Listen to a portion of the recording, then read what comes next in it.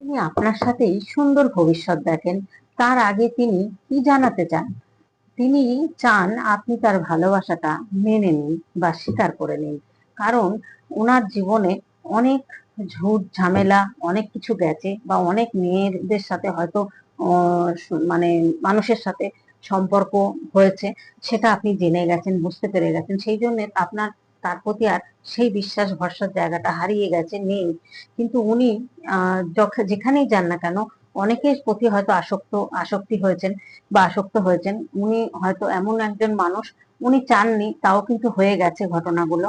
আর উনি মনে করেছেন তখন যে এটা নিজের থেকে যখন আমাকে সুযোগ দিচ্ছে, আমি কেন ব্যবহার করব না, এরকম একটা ব্যাপার কিন্তু ওনার লাইফে হয়েছে। উনি কিন্তু স্পিরিচুয়াল পথে রয়েছেন, এবং উনি কিন্তু যতজনের সাথেই মিশুন না কেন, উনি আপনাকে দেখছেন যে আপনি কিন্তু একটা রানীর মতো, বা আপনি কিন্তু একটা সোলমেট কানেকশন বা টুইন ফ্লেম সম্পর্ক। ওনার ব্যাড কার্মা কিছু ছিল, সেই কার্মাগুলো কিন্তু রিলিজ হয়েছে, এবং উনি কিন্তু এখন ভীষণ পজিটিভ হয়ে গেছেন। ওইসব দিকে আর ওনার ধ্যান জ্ঞান নেই, শুধু কাজকর্ম, গোল পূরণ, এইগুলোই করে যাচ্ছেন। আর আপনাকেই কিন্তু ম্যানিফেস্টেশন করছেন আপনাকে পাওয়ার জন্য। এটা কিন্তু জাজমেন্ট চাইছেন ইউনিভার্সের কাছে, এবং ম্যাজিশিয়ান কিছু কিন্তু ম্যাজিক হোক, এটা কিন্তু উনি চাইছেন। জাজমেন্টের কার্ড এসছে, দেখুন, জাজমেন্ট কিন্তু উনি চাইছেন।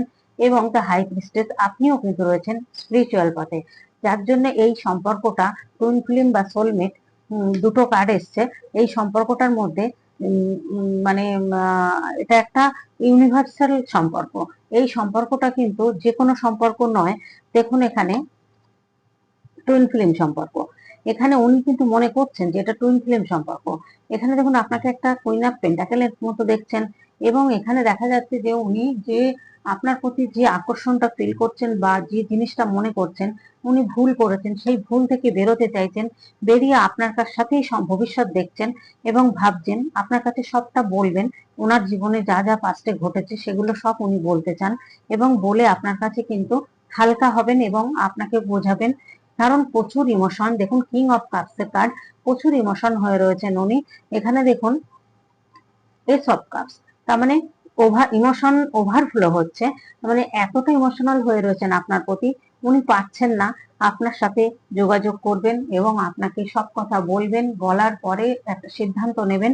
আপনার সাথে কিন্তু উনি লাইফটা কাটাতে চাইছেন, থাকতে চাইছেন, কারণ আপনাকে দেখছেন যে আপনার মধ্যে সমান কক্ষ এখন একটা হয়েছে। মানে উনি হয়তো যে পজিশনে ছিলেন আপনি হয়তো সেটা ছিলেন না, যার জন্য কিন্তু উনি অতটা গুরুত্ব দেননি প্রথম দিকে।